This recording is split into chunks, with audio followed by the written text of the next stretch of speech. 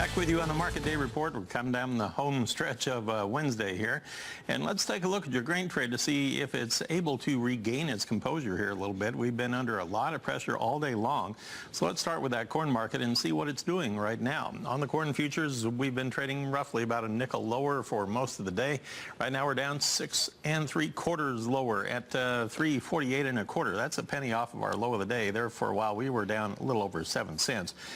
May corn down 6 3/4 at 3.54 1/2, so giving back what we gained yesterday. In the soybean trade today, here we have the March contract now down 6 3/4 cents. We're trading at 10.17 1/2 per bushel, still 6 cents off our low of the day. We've been kind of hovering around this mark now for a couple hours. May currently down 6 1/4. Now on the wheat trade in Chicago wheat, we have the March contract down 5 3/4 cents at 4.03 3/4. We have the May contract down 4 3/4 at 4.16 3/4. Meanwhile, in the Kansas City wheat market, we have the March contract down 7 at 4.11 3/4. Still within about a couple of pennies of our low of the day, off our high by 9 cents. Looking at the Minneapolis wheat trade, March is currently down 7 1/4 at 5.31 3/4.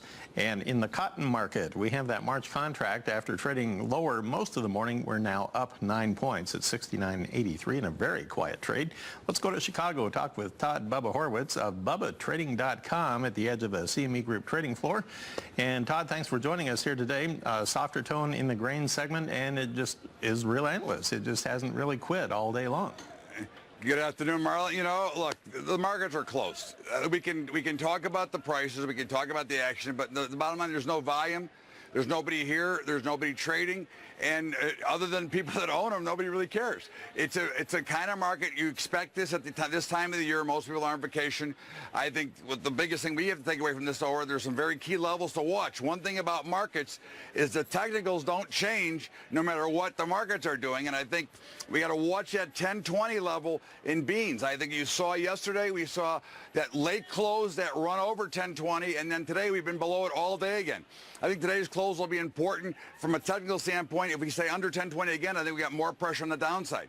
I think you look at corn, 345 is a great spot that I'm looking to buy into. And wheat, as you know, I've been maybe a little bit too bullish wheat, but I'm still bullish wheat, and I'm looking for spots to buy it. Okay, so we've been looking at some charts here to see where the markets have gone over the past year of 2016 here. And as you look at the next couple of days, you and I have talked quite a bit about the fact that, you get to where there's a lot of profit taking. A lot of pulling profits off of the table by traders and anybody involved in the markets before you get into a big benchmark time, like the end of a year like that.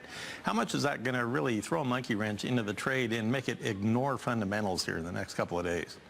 I think pretty much that work may be done already. You see, one thing that traders do know is that if you're trying to get out now, you're going to be stuck because it's going to be very hard to get enough volume and enough buyers, because what will happen is the buyers will step away here the next couple of days. And that's really what we're seeing, Marlon. Either a buyer or a seller. If an order comes in that's too big, everybody kind of just walks away. They kind of ignore it and make you bet it up or sell it down. And that's why we get these little bit more drastic moves on minuscule volume here. So you could have you've seen some very big moves right in the last day of the year, because if somebody's dying to get out or they want it for some tax reason, whatever, they could come in and just sell or buy, and we could have a big move that would be very artificial. However, that still will play into the technical footprint that the market will leave.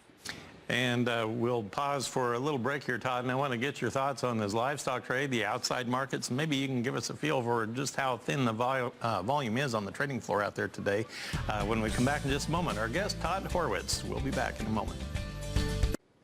Well, we're back with you on the Market Day Report. I'm Marlon Bowling, and I'm joined by Todd Bubba Horwitz of BubbaTrading.com. He's at the edge of the trading floor in Chicago. Todd, you and I were talking on the break about how thin the attendance is there on the trading floor this week. Give us an idea how thin it is. Let me tell you this, Marlon. If I jump from here, normally I might get caught. Today I would hit the ground and go flat. There's nobody. There's nobody here. There's 6 people there. There's no markets to be made. There's nobody at the desks. Basically, you might have to run down here if you want to place an order, because I don't even know if they'd answer the phones right now. All right. So I wondered about that, because the trading volume typically between Christmas and New Year's gets really, really thin. But a lot of it's done electronically now, so it doesn't matter as much as it used to, that's for sure. Outside market markets, the Dow watch, the Dow last time we checked was going the opposite direction from 20,000, so that's kind of becoming a moot point today. The U.S. dollar value has been higher, though. The U.S. dollar index on March is now up 360 at 103.370. So doesn't that put a little pressure here on the grain trade, too? I think the grain guys were smart enough. They priced a lot of this in, and I think that this move is more artificial. I think this has more to do with the euro currency directly right now. The euro's under a lot of pressure, which makes up 60% of the dollar index. If they disband that, it changes the whole dynamics. And, with all the pressure with the Italian vote, with the Brexit, and with everything else that is going on there, there's a fair chance that they might end up, going back below par. And again, that will have some effect, but that's really more of an isolated instance, and a lot of these will go back to their own currency again, in my opinion. So I think that it could create a little pressure, but I don't think at this level it is. Only if we went spike much higher from here. Okay, let's look at the live cattle trade right now. It rebounded nicely here at midday. Right now we're hanging on to that. February live cattle up $1.12. 117.12 is our last trade, within 20 cents of our high of the day now. April up $1.04 at 115.02 per hundredweight.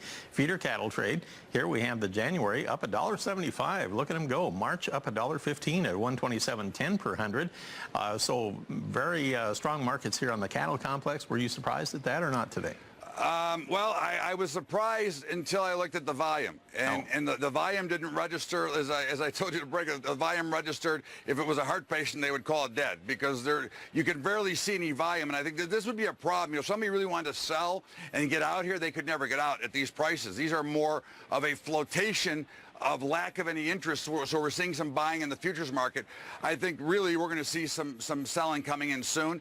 And again, right now, it's not even worth trying to trade here. You can only get yourself into trouble in these markets. That includes the hog markets. Once again, they tried to take them lower, and once again, they brought them back up. And I think there you're seeing a revolution of short people trying to short the market and then being forced to cover, and being short and then forced to cover, it keeps climbing up. But at the end of the day, I think all these markets will start to see a little bit of pressure after the first year when we get back to normal trading. Normal trading, that could be a while too, because we'll have Monday off, and then we'll have a normal week, and then the next Monday is off again. So yeah, January is going to be kind of an unusual month. Quick look at our lean hog trade here, Todd. On the lean hog futures, we'll go to the big board. February still 55 higher at 65.30. April still down by 56 cents. We're at 66.22 per hundredweight, still off of our high by about $1.25. So everything is about status quo from what it was last half hour. Todd, thanks for the update. I appreciate it. I'll talk with you on the evening news, okay? I look forward to it. Thanks, Marlon. Thanks, Todd. Todd, Bubba Horwitz at BubbaTrading.com. There you go.